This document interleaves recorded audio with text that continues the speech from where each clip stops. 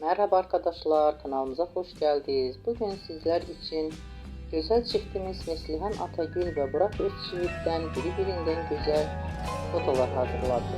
Neslihan Atagül Kara Sevda, Yaprak Dökümü ve Katil Harbi dizilerinde meşhur olmuşlar. Biz de sizler için onların romantik karelerini hazırladık. Bu videoların devamlı gelmesini istiyorsanız kanalımıza abone olup yorum yazmayı unutmayın. Herkese teşekkürler. İstanbul'da kalın.